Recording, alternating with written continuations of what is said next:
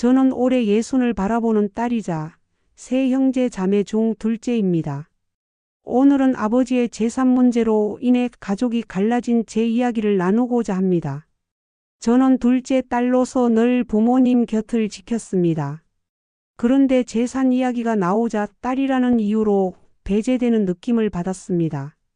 우리 집은 아버지가 평생 땀 흘려 모은 작은 집과 밭, 그리고 약간의 예금이 전부였습니다.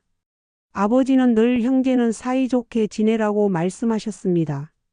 그런데 그 말씀이 오히려 갈등의 씨앗이 될 줄은 몰랐습니다. 아버지가 세상을 떠나신 뒤 상속 문제를 두고 가족 회의가 열렸습니다. 큰 오빠는 단호했습니다. 아버지 재산은 전통대로 장남이 물려받아야 한다. 저는 속으로 억울했습니다. 왜 아직도 아들은 되고 딸은 안 된다는 거지? 라는 생각이 들었습니다. 둘째 오빠는 한 발 물러서며 말했습니다. 요즘은 시대가 달라졌어. 똑같이 나누는 게 맞아.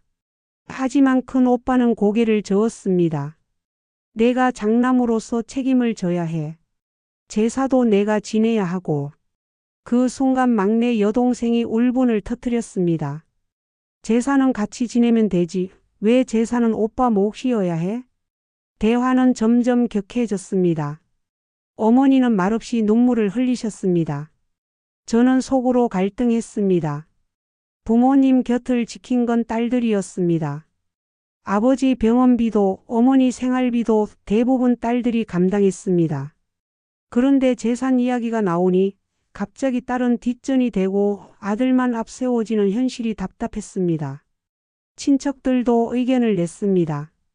어떤 이는 장남이 당연히 가져야 한다고 했고 또 다른 이는 딸도 똑같이 받아야 한다고 했습니다. 저는 그 자리가 지옥 같았습니다. 피를 나눈 형제들이 돈 때문에 적이 되어가는 순간이었으니까요. 큰 오빠는 여전히 주장했습니다. 딸들은 시집 가면 끝이야. 이미 다른 집 사람이 됐잖아. 저는 울컥하며 말했습니다. 아버지는 그런 말씀 한 적 없으셔. 우리는 똑같이 자식이야. 그 말에 방아는 싸늘하게 가라앉았습니다. 둘째 오빠는 중재하려 했지만 목소리는 점점 커져갔습니다. 결국 변호사를 찾아가야 한다는 말까지 나왔습니다. 저는 그제야 깨달았습니다. 유산 문제는 단순한 돈 문제가 아니라 가족의 가치관과 전통이 부딪히는 문제라는 것을.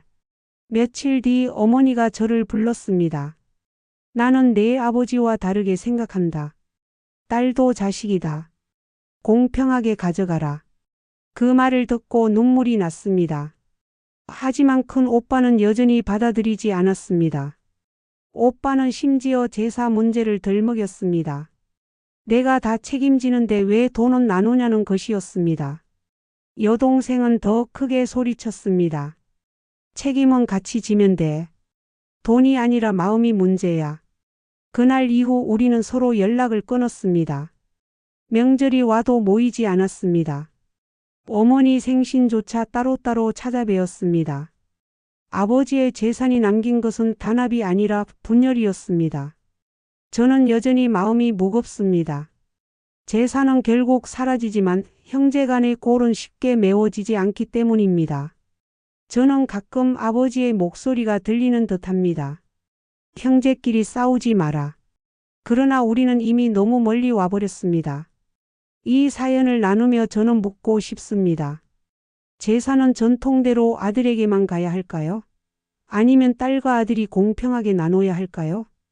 법은 딸과 아들을 구별하지 않습니다. 하지만 여전히 많은 집에서는 관습이 우선합니다. 전통과 평등 사이 무엇이 더 옳은 것일까요? 저는 아직도 답을 내리지 못했습니다. 어쩌면 정답은 각자의 가정마다 다를지 모릅니다. 그러나 분명한 건 돈보다 더 소중한 것이 있다는 사실입니다. 그것은 바로 형제간의 정입니다. 돈 앞에서 그 정을 잃는 순간 아무 의미가 없다는 것을 배웠습니다. 이 이야기가 누군가에겐 경고가 되기를 바랍니다. 미리 대화하고 합의하는 것이 필요합니다. 여러분의 생각은 어떠신가요? 이 사연을 들으시면서 떠오르는 경험이나 마음이 있으시다면 댓글로 나눠주세요.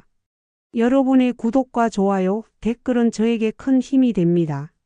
마음극장은 여러분의 이야기를 소중하게 여깁니다.